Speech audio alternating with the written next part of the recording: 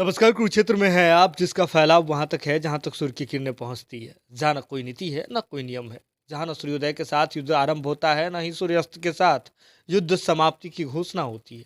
जहां कोई भी किसी भी क्षण अपने राजनीतिक शाम दाम दंड भेद का भरपूर इस्तेमाल कर राजनीतिक जमीन पर कब्जा कर सकता है, साथ ही साथ अपना राजनीतिक विजय पताका फहरा सकता है। बिहार राजनीति की कर्मभूमि है और बिहार में राजनीतिक फसल हमेशा लहलहाता रहता है। यहाँ का राजनीतिक खेत कभी भी सूना नहीं रहता है और राजनीतिक वसंत का मौसम यहाँ परमानेंट है। किसी भी क्षण आइए, दिन हो रात हो, किसी भी क्षण आप आइए, बिहार का दौरा कीजिए, यहाँ का राजनीतिक वसंत आपको देखने को मिल जाएगा। लेकिन बिहार में अक्सर कई ऐसे काम हो जाते हैं राजनीतिक गलियारों में, जो पूरे देश को हतप्रभ कर देता है और पूरे देश का ध्यान अपनी ओर खींचने में सक्षम होता है। कुछ ऐसा ही हुआ है बिहार में। आपको बता दें कि बिहार में अभी उपचुनाव का दौर चल रहा है और ऐसे में हमने देखा कि कैसे मुजफ्फरपुर के कुर्नी विधानसभा में अभी जो है उपचुनाव होने हैं, लेकिन इससे पहले मोकामा विधानसभा में और गोपालगंज विधानसभा में उपचुनाव संपन्न हुए, जहां पर तमाम तरह के राजनीतिक सामदाम दंड भेद का उपयोग किया गया। कुछ तो प्रत्यक्ष थे और कुछ अप्रत्यक्ष रूप से भी साम दाम दंड भेद का प्रयोग किया गया, लेकिन अंततः जो नतीजा आया वह बराबरी का आया। जिसके हाथ में जो सिटिंग सीट था उसके पास वही चला गया, यानी कि गोपालगंज का जो सीट है वह तमाम तरह के आरजेडी के कोशिश के बावजूद राजद के हाथ में नहीं आ पाई। और जो गोपालगंज के जो सिटिंग पार्टी थी, अगर बात करें तो बीजेपी, तो बीजेपी के हाथ में ही गोपालगंज का सीट चला गया। वहीं दूसरी ओर मोकामा की बात करें तो मोकामा अनंत सिंह का गढ़ माना जाता है और अनंत सिंह ही वहां से सिटिंग विधायक थे, तो मोकामा का जो सीट है वह अनंत सिंह के हाथ में ही अंततः चला गया। अनंत सिंह की पत्नी इस बार आपको बात करें तो मोकामा से प्रत्याशी थी। अगर देखें तो दोनों जगह जो है पूरे महागठबंधन ने सपोर्ट किया था आरजेडी के प्रत्याशी को, मोकामा में भी और गोपालगंज में भी। और खासकर जदयू की बात करें तो जनता दल यूनाइटेड के बारे में कहा जा रहा था कि गोपालगंज सीट में वे जो है दावा ठोकेंगे, लेकिन अंततः गोपालगंज में भी नीतीश कुमार जी ने राजद को जो है, आपको बता दें कि राजद के प्रत्याशी का समर्थन कर दिया था, जिसके बाद राजनीतिक गलियारों में तरह तरह की चर्चाएं शुरू हो गई थी कि नीतीश कुमार जी कैसे अपने सीट पर कंप्रोमाइज कर रहे हैं, गोपालगंज वाली सीट पर नीतीश कुमार जी दावा क्यों नहीं ठोक रहे हैं। लेकिन इसके बीच अब हमने भी आपको वजह बताई थी कि कैसे नीतीश कुमार जी राष्ट्रीय राजनीति की ओर जो है अग्रसर हैं और नीतीश कुमार जी के लिए तेजस्वी यादव ने कई तरह का बलिदान दिया, जिसमें दो प्रमुख बलिदान थे।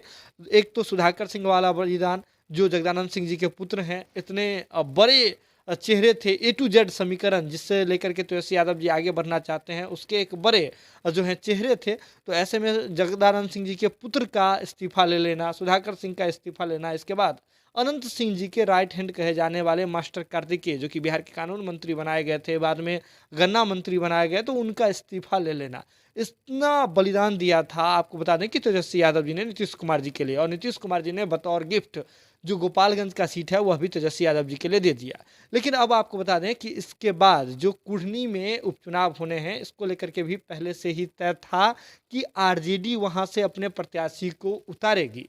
इसके लिए जो है जदयू के कोटे से मंत्री हैं विजेंद्र बाबू अपनी बातों को लेकर के जाने जाते हैं, सुपौल क्षेत्र से आते हैं और कोसी क्षेत्र से आते हैं, उम्दराज हैं, और ऐसे में अपनी बात में वजन के लिए जाने जाते हैं। तो विजेंद्र बाबू जी ने कह दिया था कि आरजेडी का तो वो सिटिंग सीट है, तो वहाँ से जो है कोई सवाल ही नहीं उठता, आरजेडी अपने प्रत्याशी को उतारेगी। और आरजेडी भी दावा कर चुकी थी कि गोपालगंज के लिए माफ़ कीजिएगा कि मुजफ्फरपुर का जो कुर्नी विधानसभा है उसके लिए वे रणनीति बना रहे हैं, तैयारी कर रहे हैं। और इसी क्रम में मुकेश सहनी जी को सेट करने की भी बात हो रही थी, क्योंकि मुजफ्फरपुर से ही मुकेश सहनी जी की पार्टी वीआईपी यानी कि विकासशील इंसान पार्टी की शुरुआत हुई थी। और ऐसे में मुजफ्फरपुर जो कि मुकेश सहनी जी का गढ़ है और सहनी समाज का वहाँ वोट बैंक है, तो वहाँ से मुकेश सहनी जी भी अपने पार्टी के प्रत्याशी को उतारने जा रहे थे, लेकिन डैमेज सीधे तौर पर राजद के प्रत्याशी को होता, महागठबंधन के प्रत्याशी को होता। तो ऐसे में मुकेश सहनी जी को भी सेट करने का पूरा भरपूर प्रयास किया जा रहा था। ओवैसी जी ने पहले ही कह दिया था कि वे अपने पार्टी के प्रत्याशी को उतारेंगे कुर्नी में भी, लेकिन ओवैसी जी की ओर से भी कुछ ऐसा हुआ कि एआईएमएमएम की ओर से भी गठबंधन करने का ऑफर दिया गया है। आपको बता दें कि महागठबंधन को, यानी कि जदयू को और राजद को। तो ऐसे में मामला सब कुछ सेट नज़र आ रहा था और ऐसा लग रहा था कि यह जो ज़रूरी सीट है, मुज़फ्फरपुर का कुर्नी विधानसभा का जो ज़रूरी सीट है राजद के लिए, इसलिए भी क्योंकि राजद कोटे से ही वहाँ पर विधायक थे अनिल सहनी जी, और उन्हीं की सदस्यता आईटीसी घोटाले में जो है आपको बता दें कि रद्द हुई थी। तो अनिल सहनी जी जो राजद के जो है जीते हुए विधायक थे, तो ऐसे में राजद अगर वहाँ से नहीं जीती तो उनके विधायकों की संख्या में -1 हो जाता। तो राजद का जो संख्या जो था, विधायकों का संख्या बल था, उसमें कहीं न कहीं हेर-फेर हो जाता, वो समीकरण जो है बिगड़ जाता। तो ऐसे में राजद के लिए काफ़ी इम्पोर्टेंट है। तो राजद के लिए वो सीट जो है हर तरह से अगर देखें तो गठबंधन के तौर पर भी, सिटिंग सीट के मामले से भी, और अगर देखें तो राजद जिस तरह से दावा कर रही थी उस अनुरूप भी राजद के लिए काफ़ी इम्पोर्टेंट था। और जदयू को मनाना राजद के लिए अभी फिलहाल बाएं हाथ का खेल है, क्योंकि जो अभी 2024 का जो चुनावी समर है वो शेष है। तो ऐसे में तमाम तरह की चीज़ें के बाद जब सब कुछ अनुकूल चल रहा हो, जब हवाएं राजद के अनुकूल चल रही थी, तो इसके बाद जो है राजद ने क्यों पीछे हटने का जो है उन्होंने मन बना लिया, या फिर कुछ कहानी और है, आपके भी मन में ये सवाल होगा। आज जो माफ़ कीजिएगा, जो कल जो महागठबंधन का प्रेस कॉन्फ्रेंस हुआ था, उसके बाद सभी लोग हतप्रभ रह गए थे जब जदयू के प्रत्याशी और जदयू के पूर्व जो विधायक, पूर्व मंत्री मनोज कुशवाहा जी का नाम आया सामने। तो अब सबको हतप्रभ रह गए थे कि आखिर जदयू के प्रत्याशी यहाँ से कैसे हो गए और तेजस्वी यादव जी इतनी सहजता से इस पर कैसे मान गए। तो चलिए अब आपको बताते हैं कि भीतर की कहानी क्या है। इससे पहले आपको बीजेपी की ओर एक बार रुख करना होगा। बीजेपी नीतीश कुमार जी के प्रबल सहयोगी रहे हैं, और 2005 के बाद कैसे बीजेपी नीतीश कुमार जी के साथ सहयोगी के रूप में रहे, और बिहार में बीजेपी और नीतीश कुमार जी ने कैसे सरकार चलाया, यह बात किसी से छुपी हुई नहीं है। 2014 में नीतीश कुमार जी अपने राजनीतिक महत्वाकांक्षा को लेकर के ही बीजेपी से अलग हुए थे, यह बात में कहीं भी कोई शक नहीं है, कहीं भी दो राय नहीं है। 2014 में नीतीश कुमार जी अलग हुए थे बीजेपी से और महागठबंधन में आ गए थे, और 2015 में जो राष्ट्रीय स्तर पर जो बीजेपी की जो लहर चल रही थी 2014 में, उसे रोकने का काम किया था बिहार में नीतीश कुमार जी और लालू प्रसाद यादव जी ने मिल करके। दोनों राजनीतिक रूप से एक दूसरे के विरोधी थे, लेकिन बीजेपी विरोध के कारण दोनों एक साथ आ गए थे। लेकिन 2017 में यह जो है जोड़ी टूट गई थी, और अंततः फिर 2022 में आकर के फिर से जोड़ी बनी है। जब आप समझ रहे होंगे कि बीजेपी नीतीश कुमार जी को कितने अच्छे से जान रही है और नीतीश कुमार जी को कितने हद तक जान रही है। ऐसे में आपको बता दें कि 2020 के विधानसभा चुनाव के बाद ही स्थिति ठीक नहीं लग रही थी, और जब 2022 में नीतीश कुमार जी ने बीजेपी का दामन छोड़ा, तो उस समय जो जदयू के कई ऐसे लोग थे, कई ऐसे नेता थे, वह नीतीश कुमार जी के इस फैसले से खुश नहीं थे। लेकिन नीतीश कुमार जी चूंकि जदयू के सर्वमान्य नेता हैं, तो ऐसे में वे दबी जुबान से ही अपनी बात कह सकते थे, खुले तौर पर नहीं कह सकते थे। और इसी क्रम में हमने अगर ये कोई कहे कि उस समय में जो है ऊहापोह की स्थिति नहीं बनी होगी, दूसरे दल में जाने की बात नहीं चली होगी, चर्चा नहीं चली होगी, सब अपना राजनीतिक भविष्य नहीं देखे होंगे, तो यह झूठ होगा, यह सफ़ेद झूठ होगा। क्योंकि नीतीश कुमार जी भी हमेशा अपना राजनीतिक महत्वाकांक्षा देखते हैं, अपना जो है वह सेफ जगह देखते हैं, सेफ पोजीशन देखते हैं। तो जब नीतीश कुमार जी देख सकते हैं, तो नीतीश कुमार जी के पार्टी के कार्यकर्ता, पार्टी के नेता क्यों नहीं देख सकते हैं?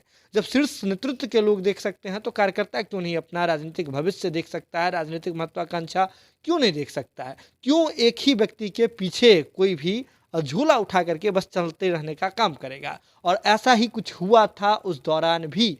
आपको बता दें कि अब जो है बीजेपी के प्रवक्ता है निखिल आनंद, उन्होंने एक बड़ा दावा कर दिया है। उन्होंने यह दावा कर दिया है कि जब बीजेपी के साथ जो नीतीश कुमार जी ने छोड़ा था, तो उस समय ही नीतीश कुमार जी के कई करीबी ऐसे नेता थे जो उस समय में एनडीए सरकार में मंत्री थे, और उन्होंने उनके मन में यह स्थिति थी, ऊहापोह की स्थिति थी कि उन्हें महागठबंधन सरकार में मंत्री बनने को मिलेगा अथवा नहीं मिलेगा। और वे सभी बीजेपी के संपर्क में थे और बीजेपी के साथ आकर के राजनीतिक भविष्य तलाशने की कोशिश में थे। उसके लिए जो है वह मार्ग प्रशस्त करने में लगे हुए थे, और वही लोग जो हैं अभी ऐसे उस लिस्ट में से दो ऐसे नेता हैं जो वर्तमान महागठबंधन सरकार में मंत्री हैं, जो बीजेपी में आने के लिए तैयार थे, और वे मंत्री तो वर्तमान में हैं, लेकिन बीजेपी के साथ वे अभी भी सहज स्थिति रखे हुए हैं, सहज रिश्ते रखे हुए हैं।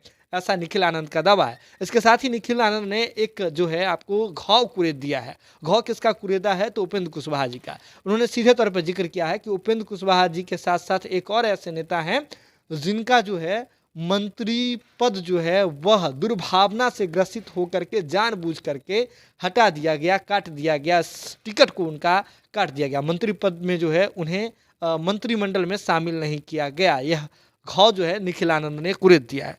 लेकिन अब बात करते हैं कि इससे मुजफ्फरपुर के कुर्नी वाला क्या कनेक्शन है। तो मतलब कुल मिलाकर बात समझिए कि नीतीश कुमार जी के पास यह इनपुट आ गई थी कि जदयू में अगर नीतीश कुमार जी अगर अभी सबको बांधने का कोशिश नहीं करते हैं, राजद के पीछे पीछे चलते ही रहते हैं, तो जदयू का जो भी जनाधार बचा हुआ है, जो भी नेता बचे हुए हैं, वे भी अब कूद फान कर सकते हैं। और यह बात नीतीश कुमार जी को पता चल चुकी थी। और अगर बात करें मनोज कुशवाहा जी की, तो मनोज कुशवाहा जी पहले ही नाजीर कटा चुके थे। जी हाँ, बड़ी खबर है, मनोज कुशवाहा जी पहले ही नाजीर कटवा चुके थे। महागठबंधन की कोई बैठक नहीं हुई थी, कहीं से भी तय नहीं हुआ था कि मनोज कुशवाहा जी को ही प्रत्याशी बनाया जाएगा, क्योंकि मनोज कुशवाहा जी तो जदयू कोटे से आते हैं, पूर्व में मंत्री रह चुके हैं, 2005 से 2015 तक जो है वो विधायक रहे हैं, 2 बार विधायक रहे हैं। तो ऐसे में मनोज कुशवाहा जी को आपको देखें तो 2015 के बाद से ही मौका नहीं मिल रहा था, उनका राजनीतिक भविष्य खतरे में था और मनोज कुशवाहा जी इस बार बगावत के मूड में उतर आए थे। मनोज कुशवाहा जी पहले ही इस बार मतलब अगर महागठबंधन प्रत्याशी घोषित करती, इससे पहले ही मनोज कुशवाहा जी नाजीर कटवा चुके थे। उन्होंने एक सोशल मीडिया पे एक पोस्ट भी किया था जिसमें उन्होंने खुद को प्रत्याशी बता दिया था। अंततः उन्होंने जो है जो है अपना पोस्ट को डिलीट कर लिया। लेकिन नाजीर कटवाने वाली बात है, वो सरकारी विभाग में रजिस्टर्ड हो जाता है, तो नाजीर उन्होंने कटवा लिया था। अगर राजद अपने प्रत्याशी को उतार देती तो यह संभव था कि मनोज कुशवाहा जी या तो वीआईपी के टिकट पर जाकर के चुनाव लड़ सकते थे या फिर कोई और रास्ता जो है वो अपना लेते। यानी कि बात यह थी किसी भी स्थिति में जदयू से जो है विकेट गिरता मनोज कुशवाहा जी का, और मनोज कुशवाहा जी का ही नहीं गिरता बल्कि जिस बात का दावा निखिल आनंद कर रहे हैं, हो सकता है कि उस दावे में से कई ऐसे लोग थे जिनका विकेट गिरता। और इसी स्थिति को नीतीश कुमार जी ने भांप लिया और नीतीश कुमार जी ने समय रहते हुए एक बड़ा फैसला लिया और राजद के हाथ से उस सीट को निकाल करके, जो मुजफ्फरपुर के कुर्नी विधानसभा का जो सीट है, राजद के हाथ से निकाल करके वे जदयू में लेकर के आए। और एक और बड़ी बात आपको देखने को मिला होगा कि कैसे जब जो महागठबंधन के प्रत्याशियों की जो घोषणा हो रही थी उपचुनाव मोकामा और गोपालगंज में, तो जदयू के नेता गए थे राजद के कार्यालय में और राजद के कार्यालय में प्रेस कॉन्फ्रेंस हुआ था। और आज जो है जदयू के कार्यकर्ताओं को खुश करने के उद्देश्य से